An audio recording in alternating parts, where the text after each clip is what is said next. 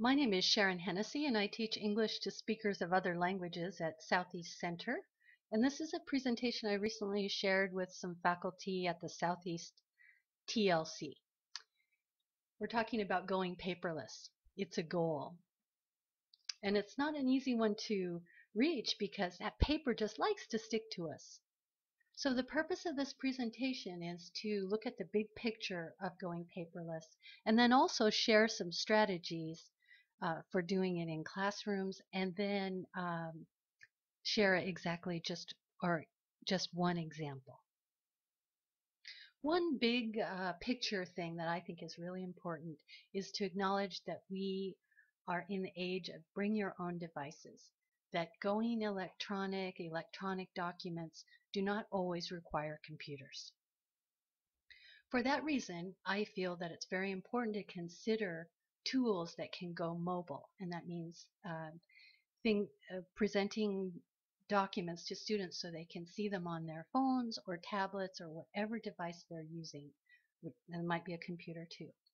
My PCC course tools are not that mobile. They don't really look good on a small phone, and they're kind of difficult to access.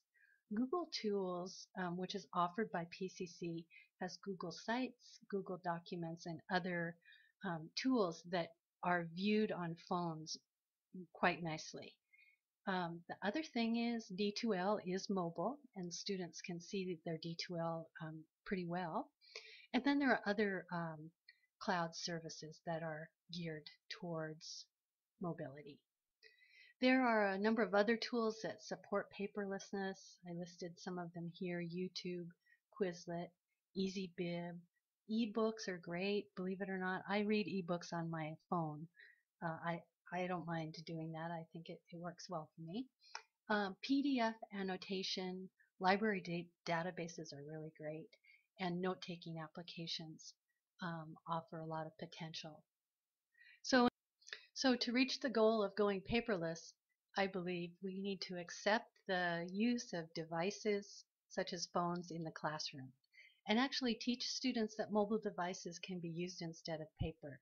So putting the class homepage on the phone is one of the first things that I do with students, and also encourage them to download apps for their phones such as Google Drive. Here's an example of a website icon placed on a phone app. You can teach anyone to do that. Another key to making these documents accessible is to make them easy to find. So my PCC requires a login and multiple steps to get to, which is really hard on a phone. So what I've done is put my class web page linked to the Web Easy page that PCC offers to faculty and anyone who works at PCC. All you have to do is type Hennessy PCC in any browser, including a phone browser, and that'll take you to the directory where you will find my class web pages. So I make it easier for students to find the web page if they haven't put it on their phone. This is what the PCC contact page looks like, and there's a little button that says web that links to a web page. People don't have to have a password to get to it. Looks like this. It's called Web Easy. It's an editable page. So this is what it looks like when you click through here, and you can see all the links to my class web pages. When the students click on this, it looks like something like this in their phone, which you can see that it's, the writing is large enough. There's a navigation system that's formatted for the phone, so the content that's on there is easier to read. So now I'm going to move to an example of how I use a paperless goal with students. The problem I have is that I want students to do exercises in the textbook, but I need to know how are they doing, and I want to know if they're on the track, but I don't want a lot of paper going back and forth. You know, if they're late, and you have to pass them back and forth and so on. So I thought I would try the paperless solution. So here's what it looks like on a phone. This is the class web page over here, and there's one of my pages is plans and homework, so the students can see what the homework is every week or what our plans are. From here, you go to a more detailed explanation of the homework, and you can see that building better sentences is due on Saturday.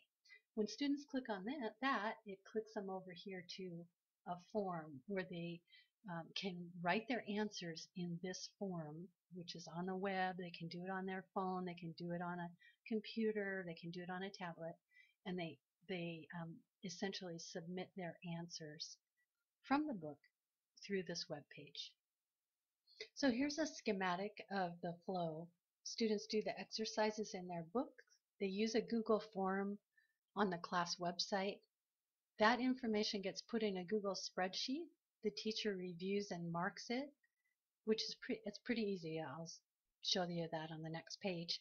And then I use a mail merge with email, which is Gmail, and that sends an email back to the students with their performance. So it actually gives them what they wrote, what the correct answer is, and a score.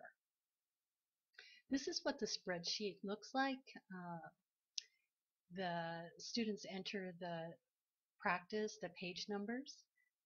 They write their sentences, and then here I just paste the correct sentence.